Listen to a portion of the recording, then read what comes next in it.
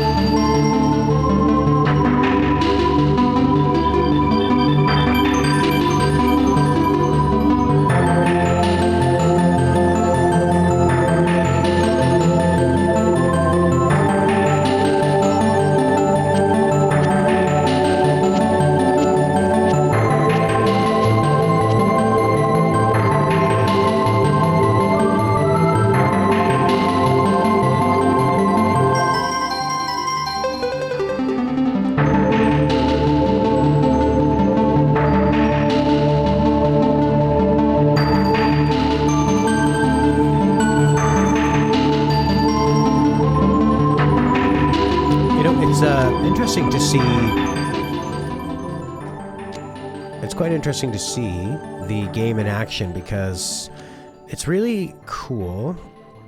As you see, like the backgrounds, the way they're just sort of like pulsing and the cards are kind of flipping all around. I think it really suits the sort of all the little delays and the arpeggios of this cool music. It's got that the mystical and magical part is like long choir bits. Oh, okay, there we go. You're going to be asking yourself for every track whether it's more magical or more mystical. You know, I'd say that it has a mystical feeling in the way that it has those low kind of like choir notes. Oh, that just hold on and hold on. And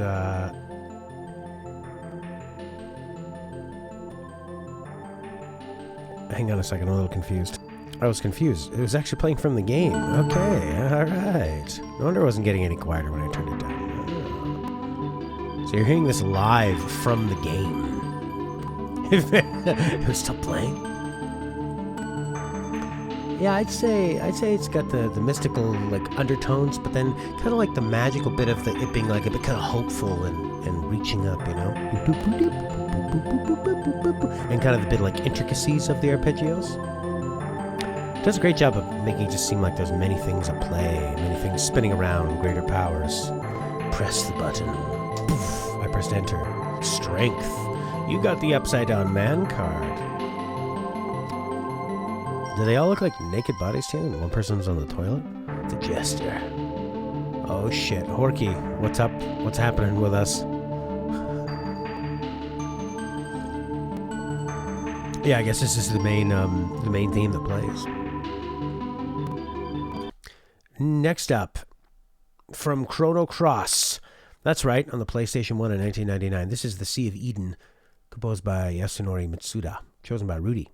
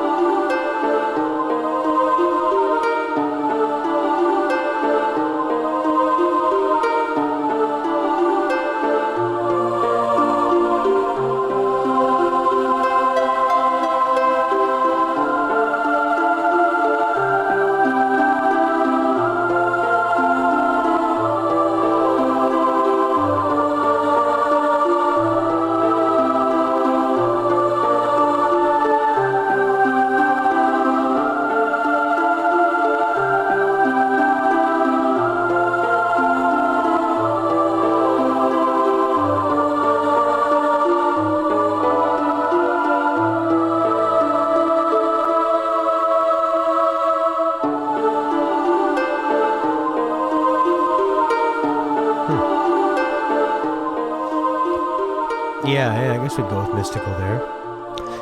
You know, to me it sounds like, I guess with like the arpeggiated guitar, more arpeggio, you're probably going to hear a lot of arpeggios. You tend to hear a lot of arpeggios in video game music just in general, just because it's a way to outline a lot of information, even if you are using a limited amount of sound. But there's just something about it sounding almost... This one sounds like a music box, or like you're reading a magical scroll in the way that it's quite sparse in the instrumentation. You got that lone guitar. You got some padding with the vocals. It's like I'm trying to listen. Is it just the airy vocals, like Daryl's saying, the airy vocal synths? Are there any actual other synths playing or anything? Or is it just the voices? I guess they're synthesizers trying to sound like voices. But yeah, it definitely gives it this feeling like you've just opened a book and it's showing you like a much larger world, you know? You've opened a forgotten tome, and this beam of light shines down upon you as you read it, as you unlock the secrets of the ancients. Next up, from the very current and very controversial Hogwarts Legacy, this is The Greenhouse, composed by Scott Rakozy and chosen by Kris.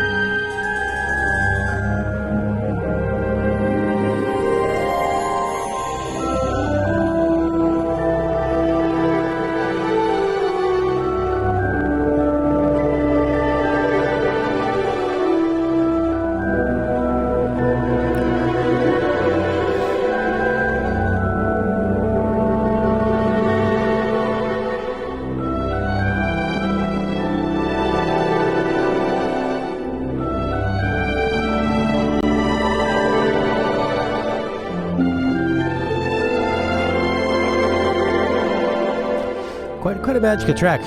It kind of reminds me of a lot of like late 90s, maybe early 2000s family movies, you know? This sort of like the gentle plinking piano and the way the strings just sort of support that. La, la. It's like very loving, very positive, very heartwarming. Oh, like wind chimes. You know, gentle wind instruments.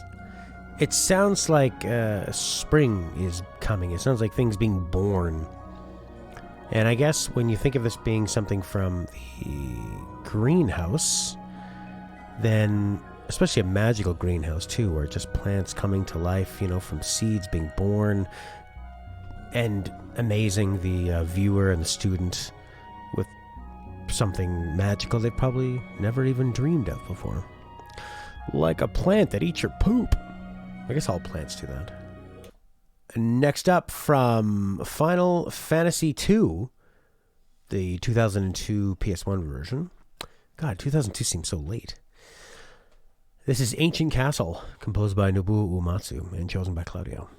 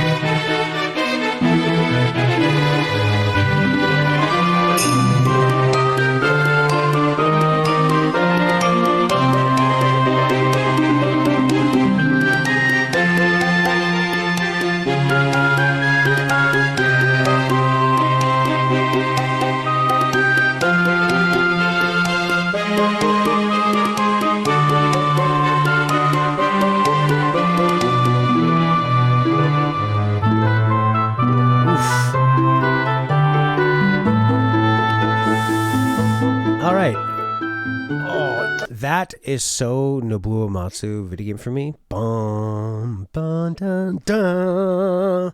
Just so heroic and so unexpected. Let's listen to the original version from the NES. Oops.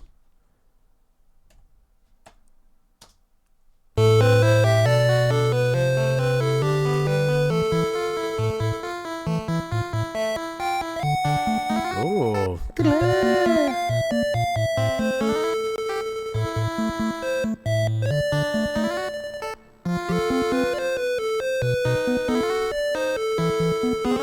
Huh.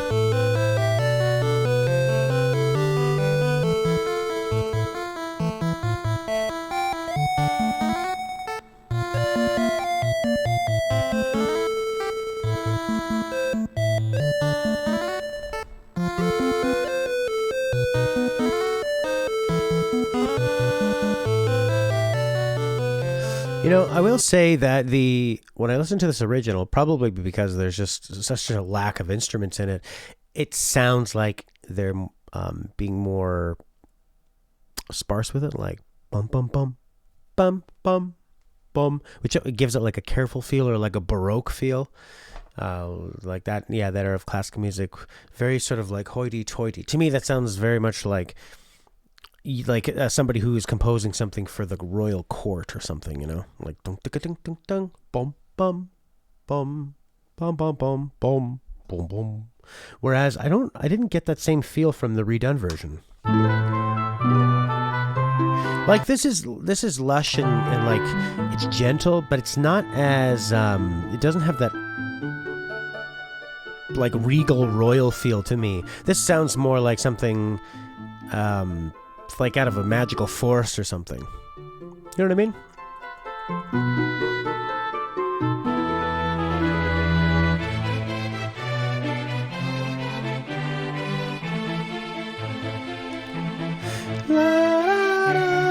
Yeah, actually, I think I would feel if I was the creator of the original that maybe they also slowed it way down too.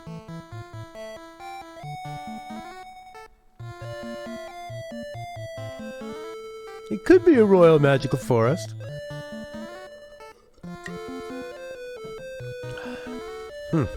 Yeah, I wonder who does the arranging. Like, what does this guy think of it? I mean, they're Japanese, so this guy Uematsu, I'm sure Uematsu's like, oh, it was such a thrill to hear my music brought to life. This is my my impression of Japanese video game developers is always my impression of the translator on the Nintendo Direct.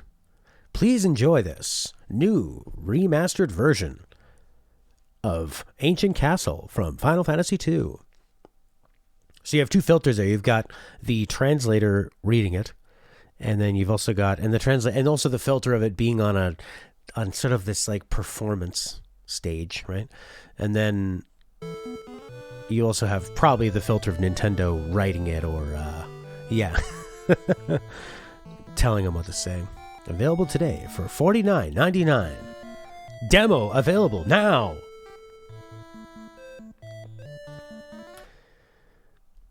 I submitted a few because we didn't have as many people as usual. So if you're watching this and you want to join, now's a good time to do it. I picked a track that reminded me of the previous track. This is from Super Mario RPG. It's called Forest Maze, and it's composed by the great Yoko Shimomura.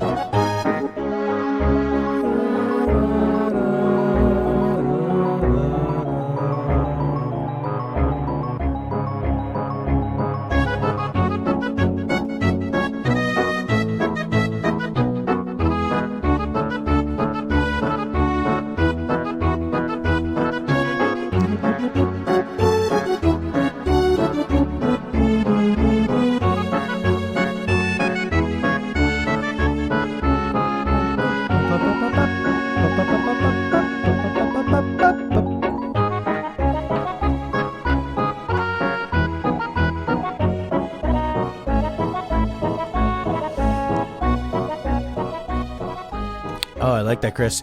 I can definitely see the Zelda feel to it. The way Zelda always has like a bit of quirkiness to it, and kind of like a bit more energy to the tracks. Well, actually, not than Mario. Mario has lots of energy, but Zelda definitely brings in that mysticism, that magicalness, and the quirky fun. I was actually thinking, okay, when you said this sounded more like Zelda than Mario, to me it sounded more like Zelda than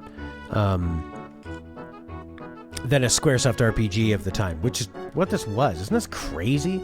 Like, when the fuck does this ever fucking happen? Mario, the great, probably the most important, definitely at that time, character in video games. And then they just team up with Squaresoft? Isn't that crazy? Or I guess like Square licensed it from them. And I'm trying to think of like what that would be. So you'd be taking it'd be like taking Fortnite, the Fortnite characters, and just putting them into like an Atlas RPG or something. But yeah, like Atlas developing one of their many. Well, yeah, something like that. Maybe a different kind of game. It'd be like, who's a company that makes a certain kind of game? I don't know, like a MOBA taking a Fortnite character. You just wouldn't see it because you'd be thinking, well, are they sharing the money? Giants colliding, and then at the same, I played a little bit of this when I was a kid, and remember not expecting to like it, but then couldn't stop playing it that one session I had. Why, next up, from World of Warcraft in 2004, this is the Howling Fjord, played at night, composed by Russell Brower, Neal, Acree, Jason Hayes, and David Arkenstone, all household names, of course, chosen by Chris.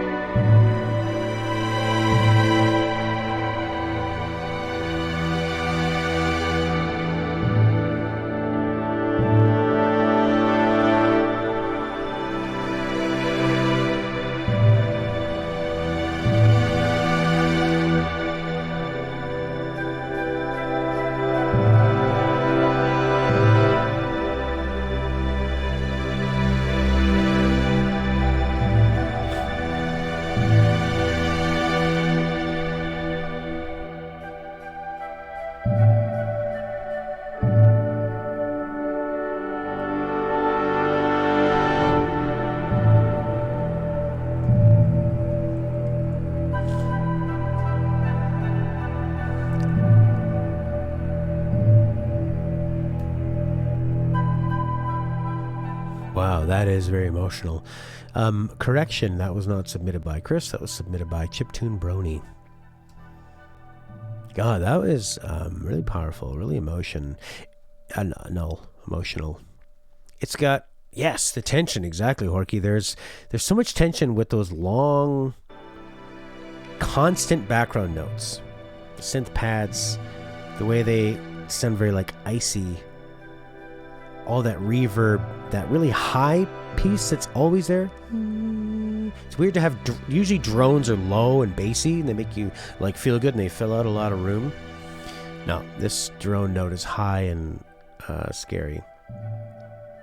And the notes don't stay too long. The beat never really, well, like the actual melody notes don't stay long. Like they're not allowed to. And then the drums just never seem to open up and go, Oh, there must be a good Myst track you could submit today, Horky. Man, this is a really beautiful, important piece. It is with great import. We've had a last-minute nomination from Horky, who says this track reminded him a lot of the World of Warcraft one. calling the World of Warcraft when we just heard the dark version of this song from Myst 4. So, for Myst 4 Revelation, chosen by Horky, this is Enter Serenia.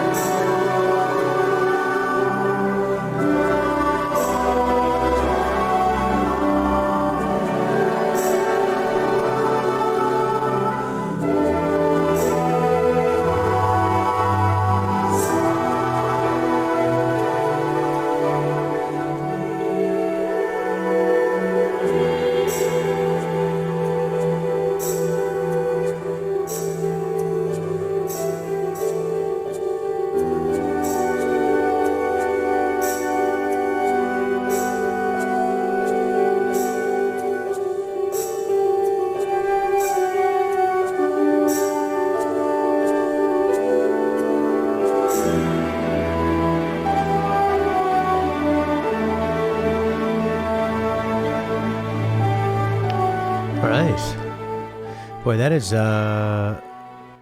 quite nice. I mean, with a lot of these mystical songs, we get a lot of choir. I like the harp kind of fluttering up higher and higher. You get a lot of drawn-out wind instruments as padding. You have the two most mystical percussion instruments. You have a sleigh bell, shk, shk, and the wind chime.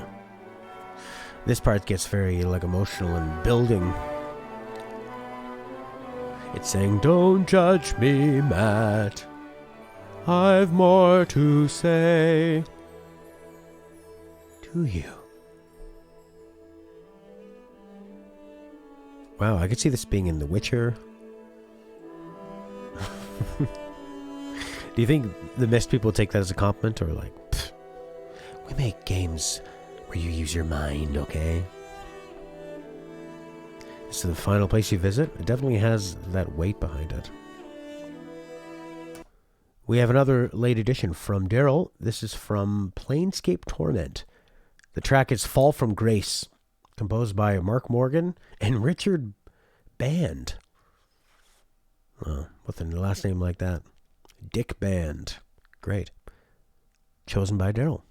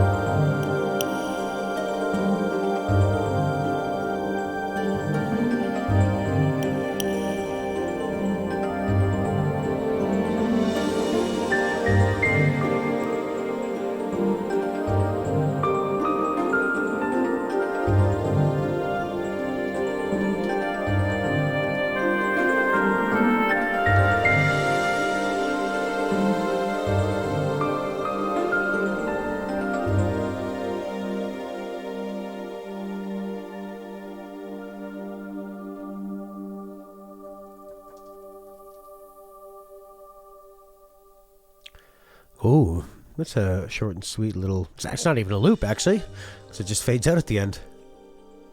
This one definitely has a lot of mystery to it. And it's not totally ominous. There's a bit of darkness to it, but not an overwhelming darkness. I like those, like, gives it a thoughtfulness, there's like a mystery, you know? And then that kind of like nasally one wind instrument out there. I guess I can never tell a clarinet from an oboe. It's gotten me into trouble in the past.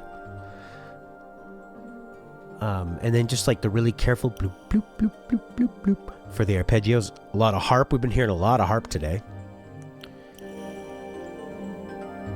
This is actually probably almost all played on harp.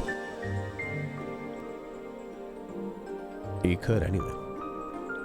And of course, there's a bit of piano and strings and stuff, but I think there's more harp than I initially had on. Can you imagine that? More harp?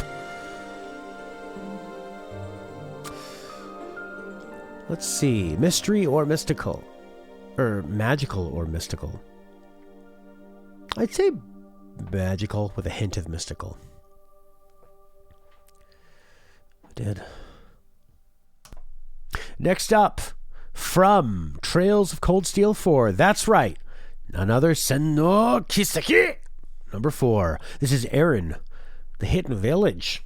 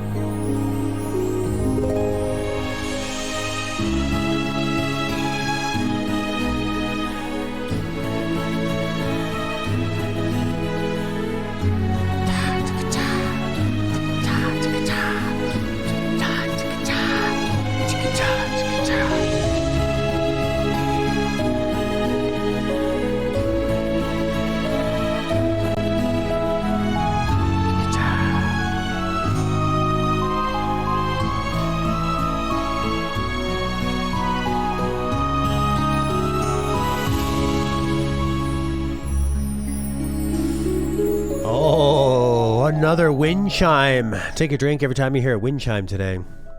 Yeah, we've been hearing a lot of vocal synths. I didn't even clue in on that, Rudi. Vocals as percussion.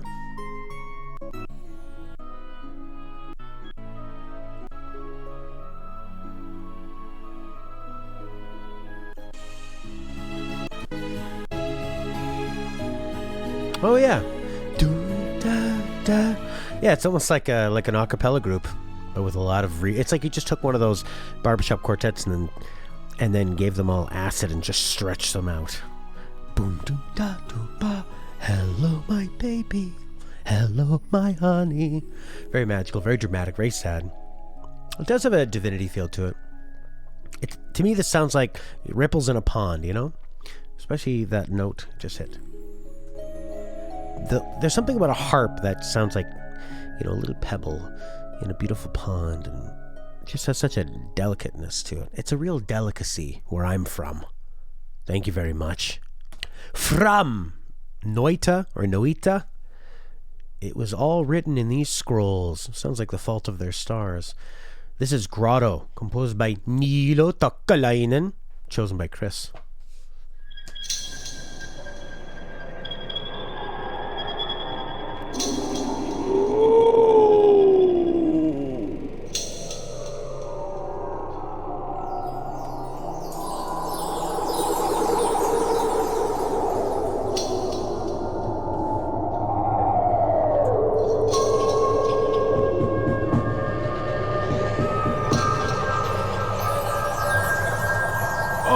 the wind chime's going crazy!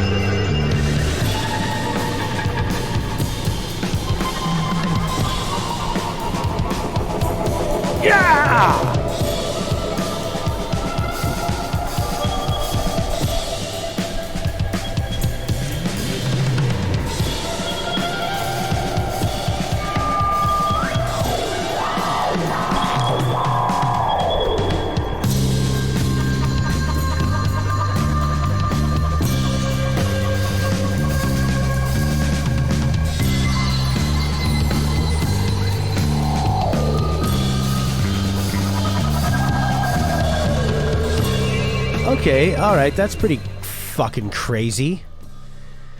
That, you know, that reminds me of, me.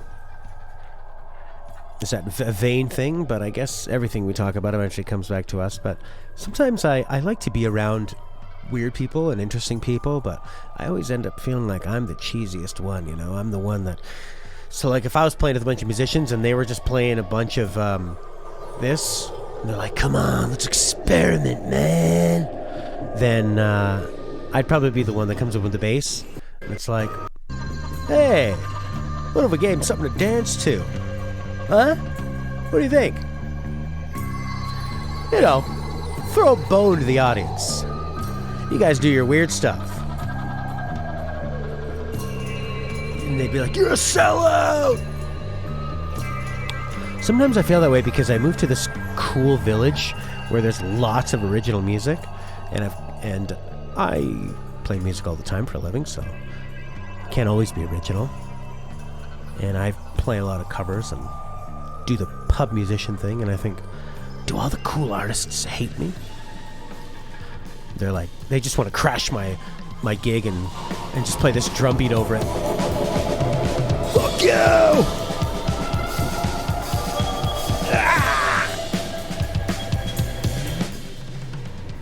Hey, next up from Paper Mario, released on the N64 in 2000. This is Shooting Star Summit. This is a really, really good track. I'd never heard this before. I'm really happy to have discovered it here. Thanks for sharing that with us. Claudio, composed by Yuka Tsujiyoko.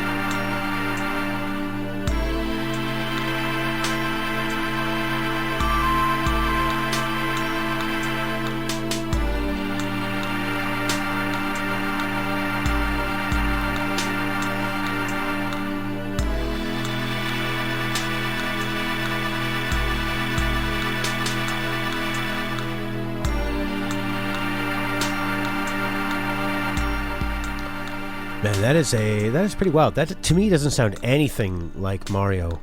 It's everything about it is just too out there, and just the long, drawn-out sounds. It's a very, very somber, serious, and weird track that Mario just would not do. It's very mystical. It makes me feel like I'm just in a whole other place completely, where everything is a bit off, you know? Like, yeah, you recognize the instruments being played, for the most part. Like, okay, there's a drum beat, but it's not played like any kind of drum beat you would normally expect. It's like doof doof. Then a while before the snare hits in. The snare is not, the snare's like a little bit after. Instead of just being like, boo, ka, boo, ka. It's like boo, ka. And like the delay on all the little percussion. Really nice though, but I would never have expected it from any kind of a game with Mario in the title. It plays on an observatory place. Oh, what a coincidence. This next one is also set in an observatory, an astral observatory. Not the peeping Tom kind. This is from Majora's Mask, composed by Koji Kondo. Chosen by me.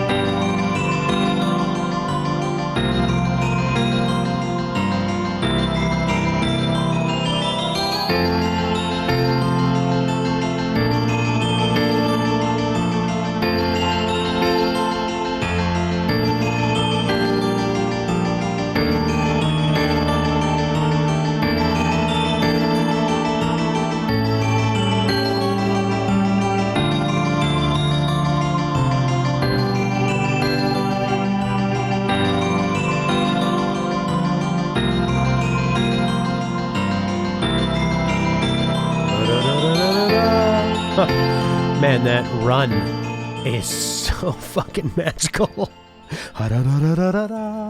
Now, in this game, it's been really dark from the moment it begins. Your hero looks slumped, unconscious, being carried by a horse, loses the horse, gets transformed by someone that you think might help you, ends up transforming you into this hideous little creature, a little kobold-looking goblin thing. With a mask that you can't get off your face. Like, how terrifying is that? Everything is weird and dark in that game until you come to this observatory, and through the power of magnification and being able to look and see the truth, the world opens up to you, the universe opens up, hope opens up, and we get this beautiful, beautiful track. And that's the payoff. How long you've had to wait to hear it.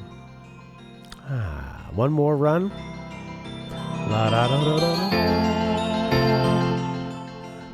Sort of like the payoff of Back to the Future's music only being 80s pop songs until they finally take the tarp off of the Mandalorian. Is that what it's called? The car in Back to the Future is named the same thing as Boba Fett's bounty hunter character? Oh no, it's the DeLorean, not the Mandalorian. And then when he takes the cover off the DeLorean, you hear the first score that introduces the magical element of the movie. I think, like, from DJing with 2 YouTube videos, not bad.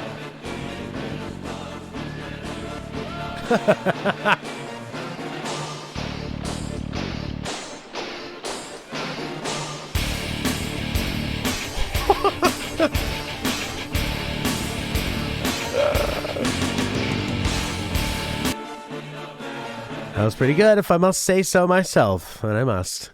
Our next one is from Secret of Evermore, released in 1995. This is Claudio, Chamber 1, composed by Jeremy Soule of Elder Scrolls fame. I was going to say film and change it to fame. Flames, chosen by ChiptuneBrony.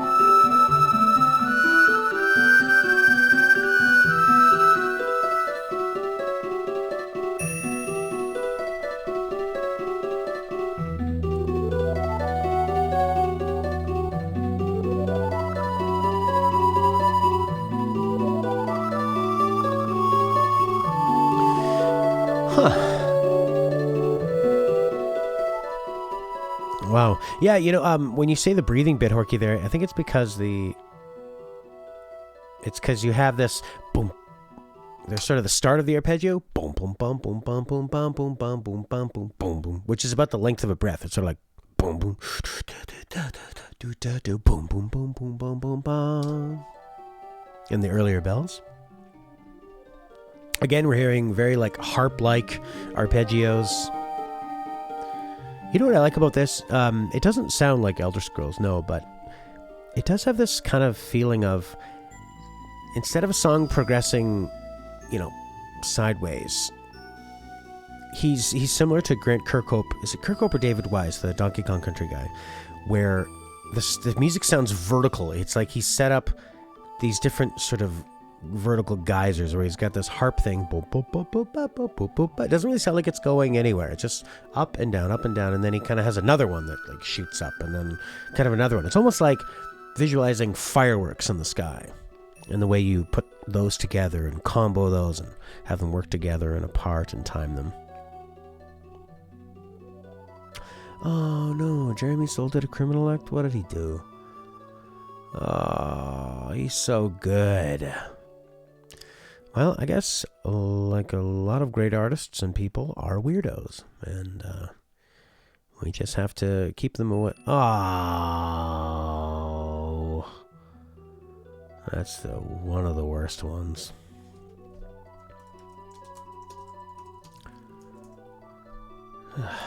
Next up, from Breath of Fire 4 on the PS1 in 2000. This is Endings and Beginnings, composed by Yoshino Aoki, chosen by Rudi.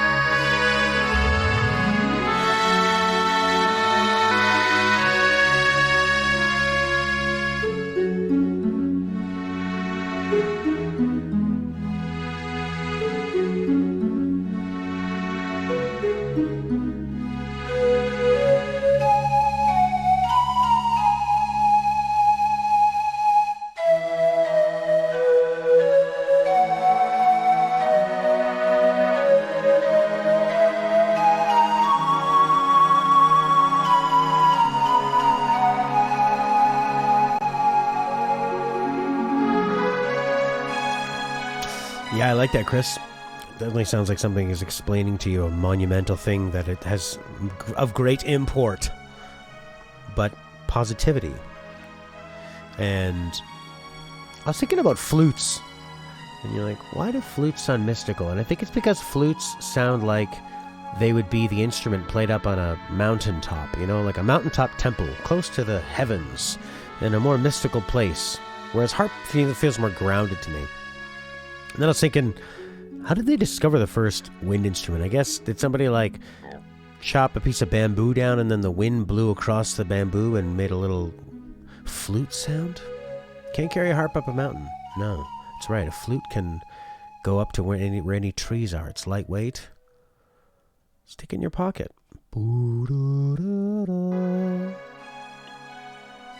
Check out the piano version, shall we?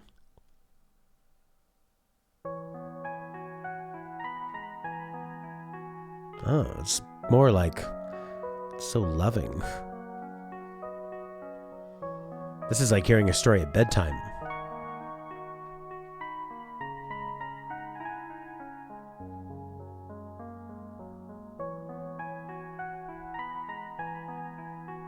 No, not as mystical, for sure.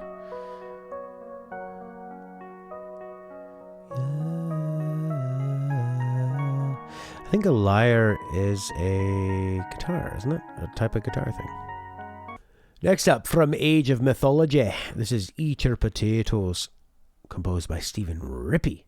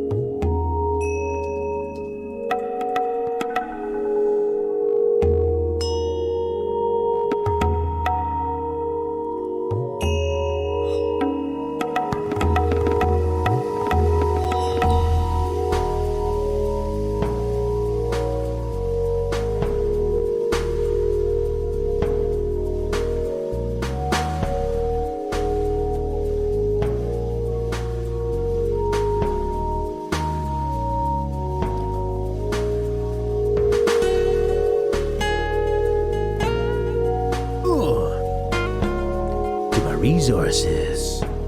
Get my villagers going. Gonna upgrade. Oh.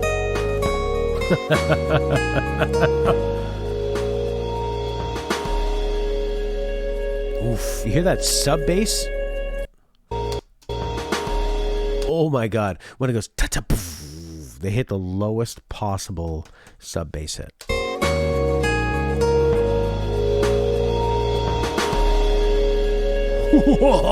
Can barely feel it. That is some trippy shit. Talking about those beats where the snare drum is not where you expect it. It gives it that push and pull, back and forth. Sort of like you're levitating on quicksand. How does that work? Oh, what? Sad oboe?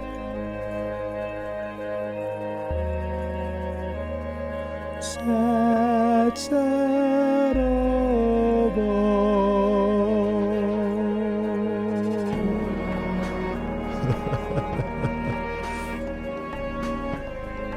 Oh boy, netta.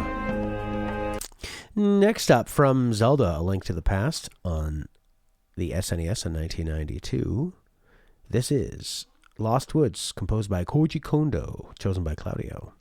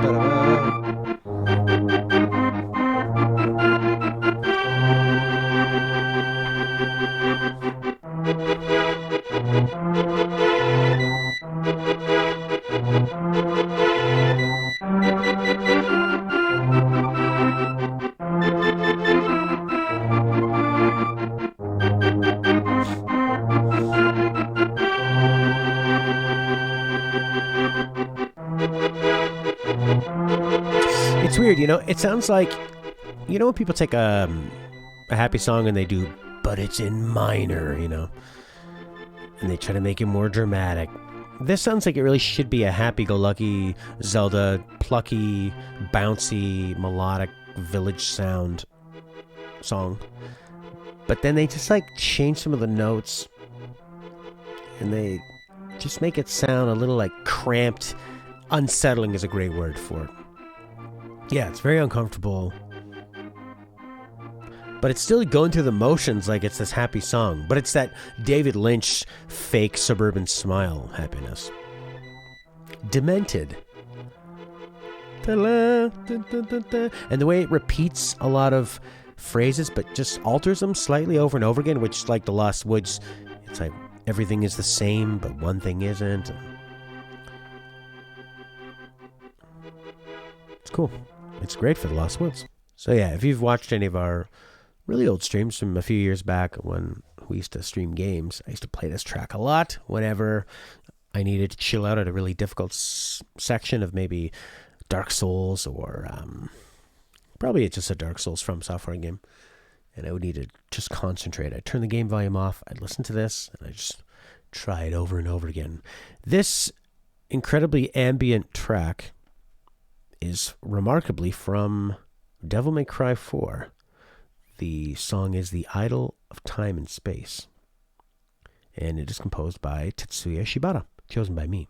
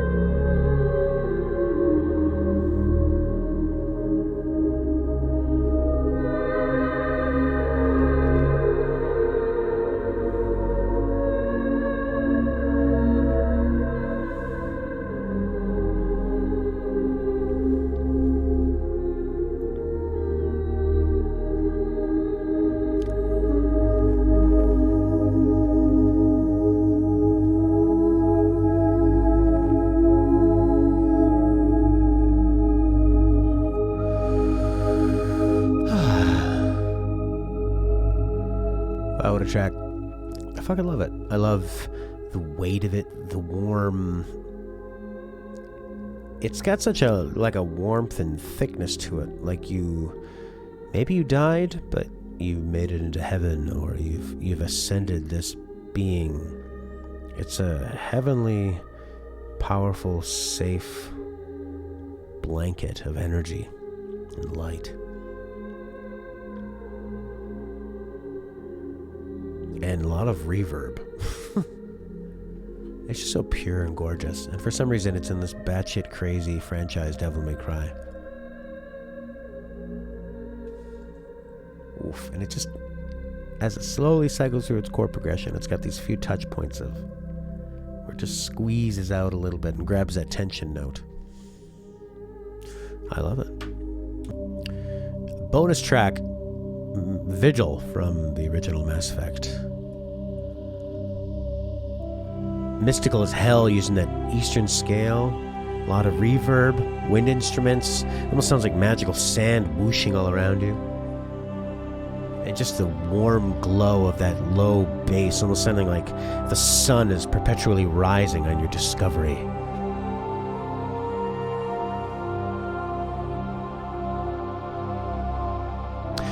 You know, whereas the Devil May Cry one kept rotating around and around, this is, it only has, it has like one single purpose, and it is slowly revealing that to you. Kind of feels like it's been revealed and it's constantly being revealed. It never transitions to the next phase. Just fucking epic. Oh, makes me want to play Mass Effect again.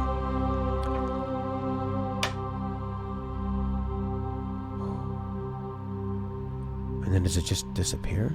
Oh, it just sort of, it loops by doing that, letting everything else die down except that lower note. Then it could have gone again. Beautiful. Next up, from Tales of Symphonia, released in 2003, this is Search a Seal, Silverant, composed by Motoi Sakuraba, chosen by ChiptuneBrony.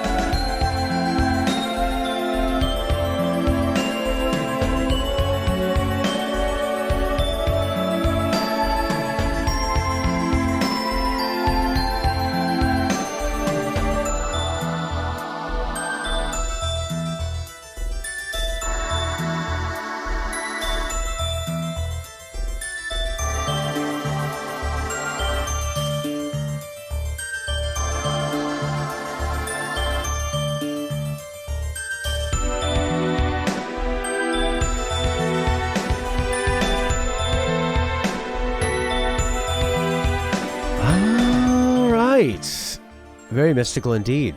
Nice, long, drawn-out, halftime drums. And like they kind of like a bit of delay on the drums, which give them almost like you're hearing them in some like magical temple or something. Really gorgeous. A lot of airy synths. I like that. A little bit of organ thing, pedaling around up and down in the background. A lot of mysticalness. A lot of rituals going on here. There are virgins being sacrificed to gods.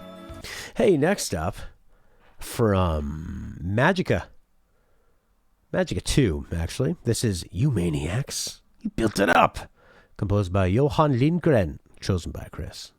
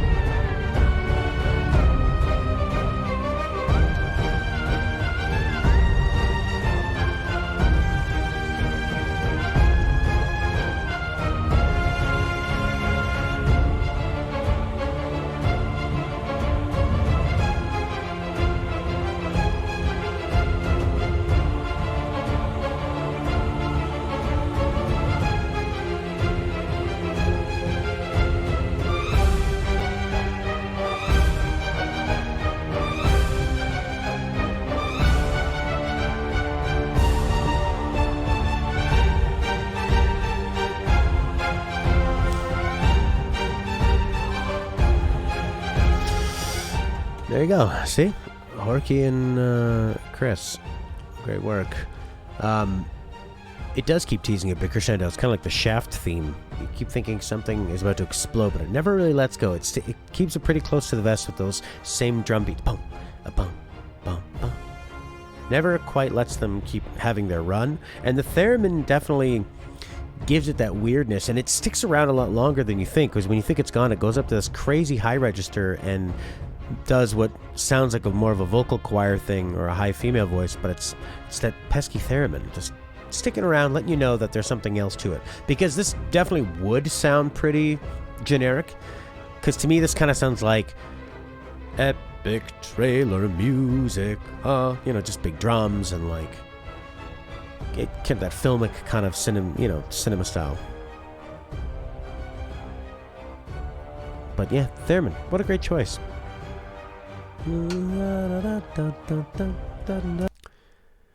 Our penultimate track from Xenogears.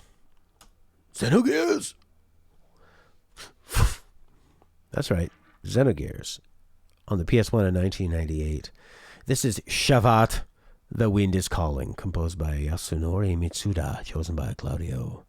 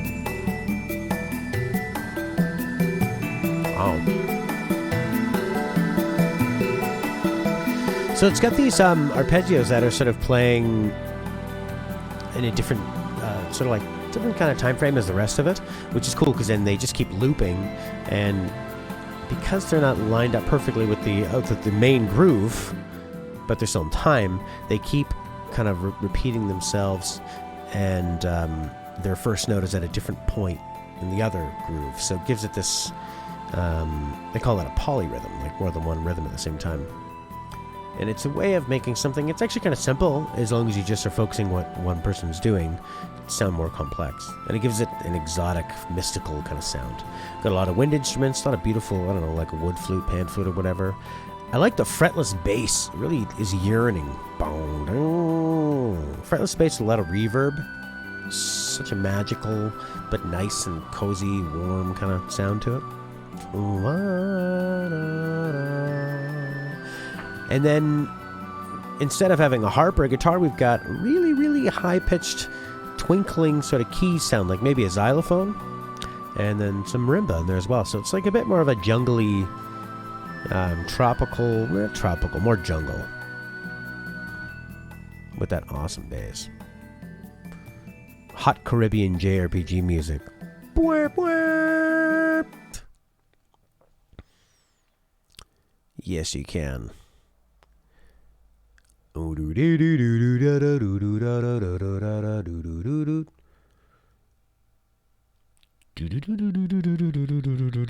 of sounds like that track from, is that Block Party?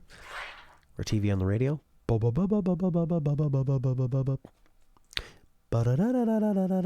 Yeah, just put the link up, Claudio. Daddy-o.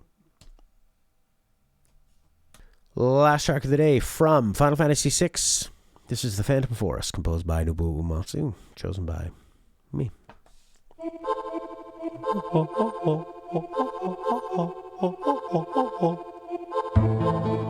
Phantom Forest.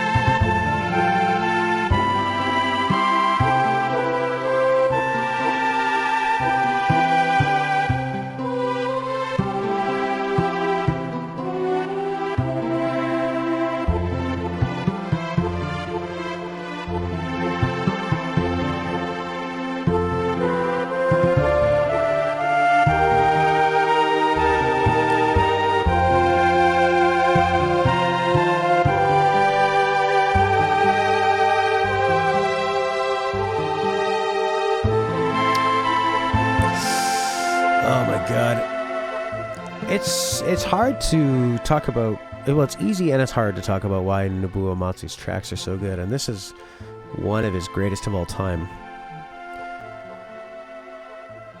It's got a delicate, professional, regal orchestration to it, but right from the get-go of his first melody note. So he sets it up with the James Bond style.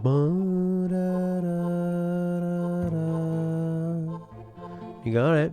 So he's reinforcing that idea, and then this is just not expecting it to go because he just immediately springboards off that low note and goes as high as he can, just straight up. It's like somebody just scaled a mountain right in front of you in one single leap, and then gently flutters down. Just while all the spy tension is swirling around it. And the next chord he goes to here,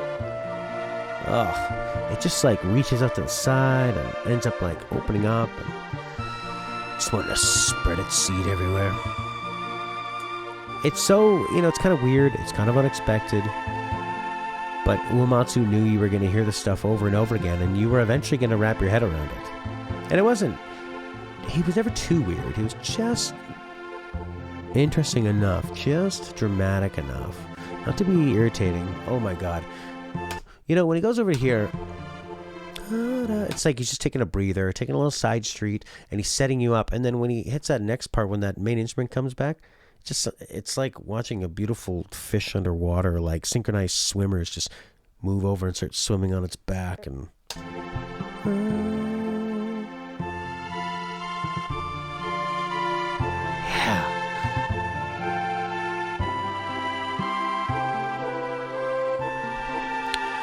He just constantly sets up a beautiful melody, lets it rest, and then takes it somewhere beautiful, and the way he supports it the whole time. Yeah, that's what I feel like I'm watching, an underwater ballet, but one I actually give a shit about. That I wouldn't just be watching for the curiosity of seeing the ballet underwater. Wow, well that's it for the portion of the show, the YouTube portion you're going to see if you're watching on YouTube. If you want to join our Discord, you can submit not only songs to the show, but you can help us come up with our next theme. I'm going to be taking a bit of an extra break because I'm going to go traveling out west for 2 weeks. So I'll see you guys in about 3 weeks. Bye for now.